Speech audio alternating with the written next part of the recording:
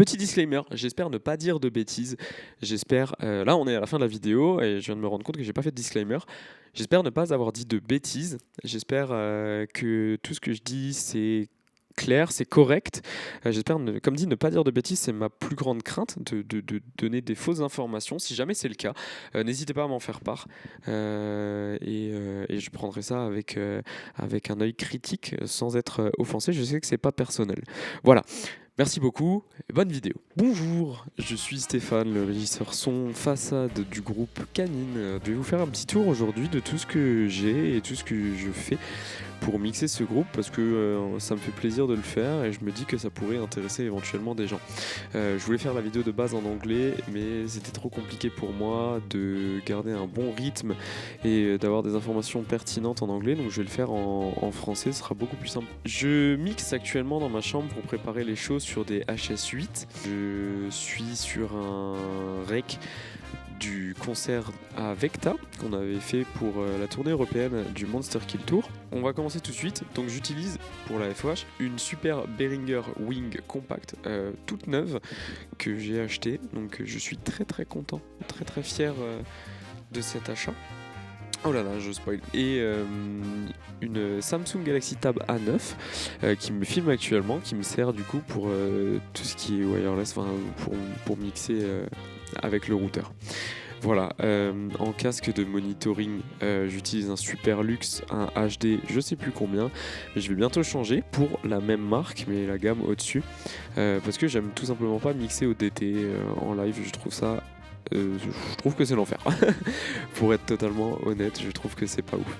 Bref, on va commencer du coup tout de suite par mon patch. Alors mon patch il est super simple, kick, snare top, snare bottom. Alors sur cette captation, je sais pas pourquoi j'ai perdu le high tom, mais normalement high tom, mid, floor, ensuite mes overhead, mon hi-hat qu'on n'en avait pas besoin pour cette captation, la basse, les deux guitares, ensuite on passe à mes FX, la voix et les subs. Et en 17 souvent on a la voix d'Alex. Un patch on ne peut plus simple. Pourquoi mon kick n'est pas doublé? Parce que pour l'instant j'utilise que le trigger, j'attends d'avoir nos propres micros, on n'a pas de DL encore et on n'a pas nos propres micros mais ça ne saurait tarder. Une fois qu'on les aura, je doublerai le kick pour avoir par exemple un D6 en out et pouvoir combiner le snap du trigger avec le out naturel de la grosse caisse. Tout ce qui est à partir de la basse c'est envoyé depuis la X32, donc ce n'est que du dématérialisé, on n'a pas de cabinet sur scène. Donc basse, guitare, les FX, la voix et les subs, tout ça passe par le PC. La voix n'est pas process par le PC. Ok, et ben on va commencer directement par la batterie. Alors un élément que je trouve important, c'est le kick. Le kick ne sort pas dans mon master de drum parce que j'ai pas envie qu'il trigger ma compression. Donc mon kick, je l'utilise, il sort directement dans le main. On voit qu'on a un petit 1176 ici avec une attaque plutôt courte et un release extrêmement rapide, c'est normal, on est sur du trigger, on est sur une vélocité à 127, donc le compresseur ici n'a pas pour but de garder la constance dans le kick, mais il a pour but de former le kick déjà avant les cues. Donc ici on se retrouve face à une formation transitoire et à un écrasement des low end pour éviter en fait d'avoir à trop taffer sur les cues et pour éviter que ça devienne vite brouillon sur des BPM aberrants. Donc voilà, une grosse compression, on est quand même à un ratio de 12, ce qui est déjà pas mal. Ensuite l'EQ on va pas passer dessus puisqu'il a été fait plutôt pour ma chambre, donc c'est un EQ mi-artistique, semi-correctif, donc mais globalement ce que je fais c'est que je baisse les 300, j'augmente un peu les entre 60 et 80 pour avoir de l'attaque dans le torse et souvent en fonction de la diffusion j'augmente le clic. Alors je sais que le clic de Yannick lui se trouve autour de 7000, donc j'essaie de baisser un peu, j'essaie de mettre sur les 5000 pour qu'il soit moins agressif quand même aux oreilles, mais voilà, globalement c'est ce que je fais pour le kick. Ensuite pour notre snare on se retrouve face au No Stressor, donc qui est une émulation du Distressor que je trouve incroyable, tout bonnement. Alors vous verrez sur la snare bottom, je n'utilise pas la même chose, vous allez comprendre pourquoi. Alors sur la snare top et la snare bottom, donc la snare bottom, voilà, j'utilise un transient shaper pour pouvoir faire en sorte qu'elle perce à travers le mix et rajouter de la profondeur. Et le nose ressort, lui, vient ajouter de l'excitation puisque c'est un compresseur saturateur et il est juste gigantesque, il est génial, il fonctionne super bien sur la wing. Pareil, on va pas faire de points sur les EQ en fait aujourd'hui parce que je pense que c'est pas très utile. Tout ça part dans un bus master de snare qui vient se prendre un 1176 pour avoir les transitoires qui ressortent, pour avoir un contrôle sur tout ça. Voilà. Ensuite les toms, rien de bien compliqué, alors donc là celui-là c'est un mauvais exemple. Des gates pour contrôler le bleed, des toms, un petit EQ, une petite compression rapide pour les toms, pas trop écrasé, un petit panning, et tout ça qui part dans un bus tom qui lui aussi se prend un transient shaper pour pouvoir vraiment que les toms percent un peu plus le mix au niveau de l'attaque. J'aime beaucoup. Enfin, ça marche super bien. Le Wave Designer fonctionne super bien. Il est un peu difficile à utiliser quand même, malgré le fait qu'il y ait peu de boutons. Mais il marche du feu de Dieu. Ok. Donc pour notre drum, on est pas mal. Les overheads, on va faire un tour rapide dessus, il n'y a rien. Une légère compression sidechain entre les overheads et la snare pour essayer de faire ressortir encore plus la snare de tout ça. Alors la compression, elle est légère, hein, c'est vraiment pour avoir un gain reduction de peut-être 1 dB, mais ça suffit pour entendre en fait la snare passer légèrement devant. Ok, donc ce que je vous propose tout de suite en fait, c'est d'écouter tout simplement la drum. Donc c'est parti, on a solo la drum et on va s'écouter ça.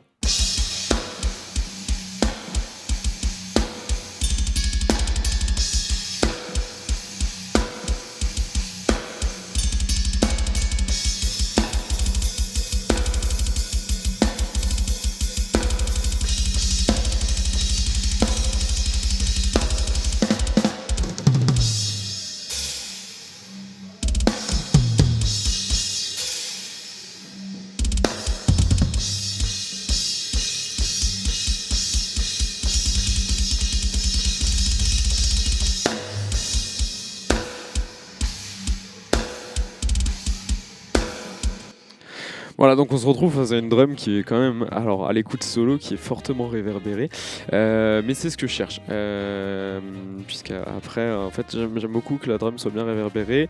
Elle passe dans une room, la room qui est une room de base, voilà, c'est cette room-là qu'on retrouve sur X32 et M32. Room de base, voilà, et comme dit, la snare, elle se prend une toute petite hall qui vient en fait ajouter, j'aime bien l'ajout de profondeur. Voilà, donc on se retrouve comme dit face à une drum très, comment dire, très perçante. J'aime beaucoup le côté, ouais, comme dit, perçante qu'elle a, et en fait elle vient se combiner à la basse de manière très cool. Donc je vais tout de suite vous montrer tout simplement la basse. La basse, c'est parti. Alors la basse, je suis sur tout d'abord une petite compression sidechain entre kick et basse parce que c'est la base. Et pour ajouter de la chaleur sur la basse, un petit LA2A. Donc le petit LA2A avec un plus ou moins gros pic, un gros pic quand même, un pic à 80 et un gain à 50. Comme ça on a vraiment la basse toujours sur la même ligne quand on a du slap, il est bien mis en avant parce que je sais que souvent le slap est peut-être légèrement moins fort, même si c'est paradoxal, mais je sais que son slap est légèrement moins fort que son jeu de base. Donc du coup on monte du make-up pour avoir tout sur la même ligne. De toute façon c'est un style qui laisse peu de place à la nuance, j'ai envie de dire, donc c'est pas un gros souci d'avoir tout sur la même ligne, je pense. Attention, aussi, ce que je tiens à dire, c'est que tout ça relève de mes goûts aussi et de mes apprentissages techniques, donc il y a peut-être des choses qui sont fausses, des choses que j'interprète mal, mais en tout cas c'est comme ça que je perçois, que je conçois le son pour Canine, et c'est comme ça qu'ils aiment que ça sonne, c'est comme ça que j'aime que ça sonne, et c'est comme ça que le public me dit que ça sonne bien. Donc voilà. un petit psycho bass avec une fréquence à X over à 80 pour pouvoir vraiment avoir du gras dans le low end. Ça rajoute vraiment du corps, et en fait comme il y a beaucoup de bass drop chez nos amis canines, il faut en fait pouvoir suivre juste derrière le tout. Il faut que ça ne perde pas en intensité au niveau des basses. Donc le Psycho Bass vient combler cette espèce de trou que les subs pourraient créer. Voilà. Donc ce que je vous propose, c'est qu'on écoute tout simplement la basse.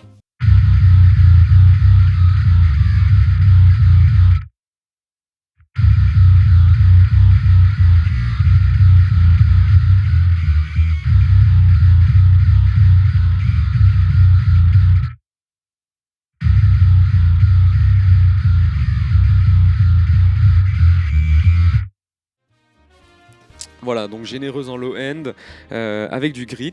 J'adore le son de basse comme ça, il est chaleureux, beaucoup de grit.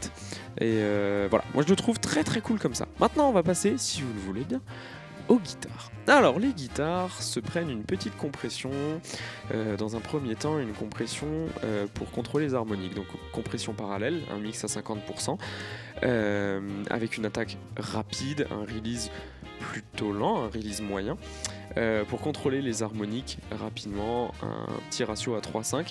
C'est vraiment pour essayer au max de tout contrôler et éviter qu'il y ait une harmonique qui arrache les tympans d'un coup, et d'avoir une belle guitare toujours sur la même ligne. Voilà, donc ces guitares panées partent dans un petit bus guitare qui prend lui une petite compression sidechain, pareil, pour avoir un petit gain reduction de 1 à peu près avec la snare, pour laisser la snare passer un peu plus. Alors j'aurais pu le faire avec la voix, mais la voix ne se mélange pas trop à la guitare, et ce qui me permet en fait de pouvoir me concentrer sur un autre élément à faire ressortir, qui est la snare, qui est quand même un élément central du concert. Quoi de plus sur les guitares ne se prennent rien de plus. Donc ce que je propose, c'est que on écoute nos petites guitares tout simplement.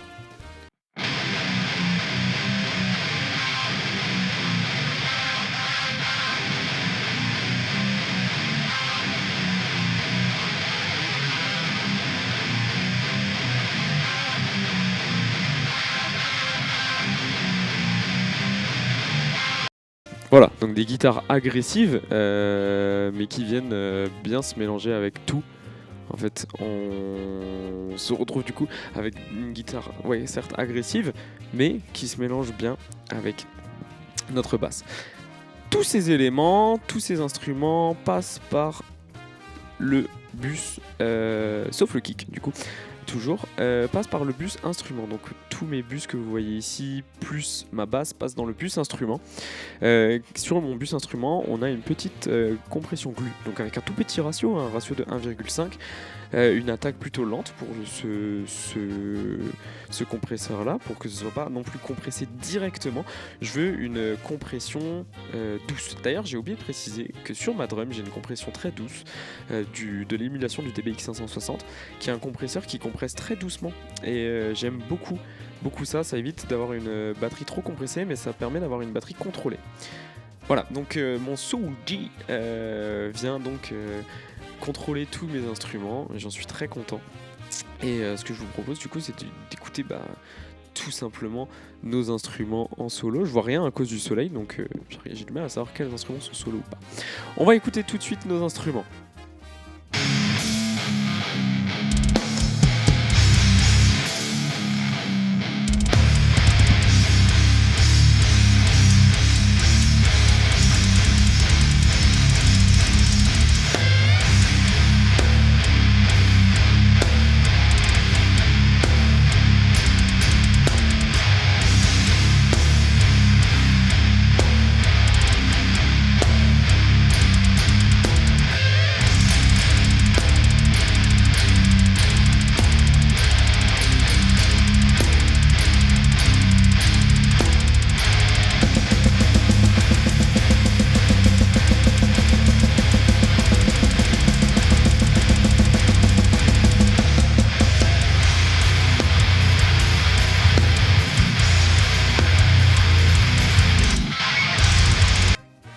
Ce que j'aime, c'est qu'on entende chaque instrument. Vraiment, je trouve qu'on a une belle définition sur tous les instruments, sur toutes les parties de la drum, même si les tomes sont un peu à revoir. Je sais que c'est un petit point faible que j'ai, mais je suis globalement très content de comment le mix instrumental sonne.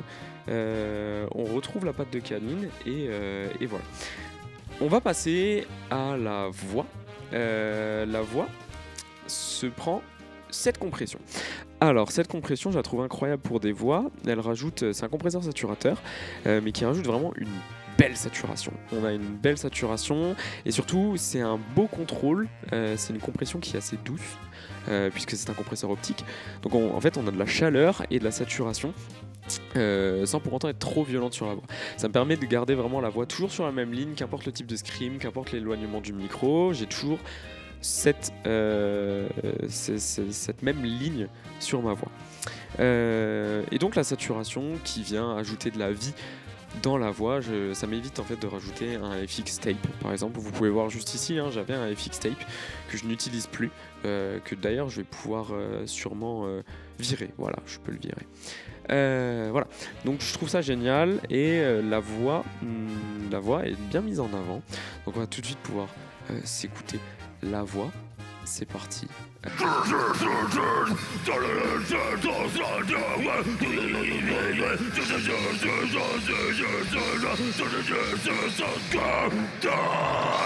let's go!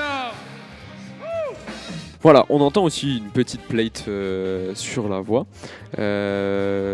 C'est tout, globalement.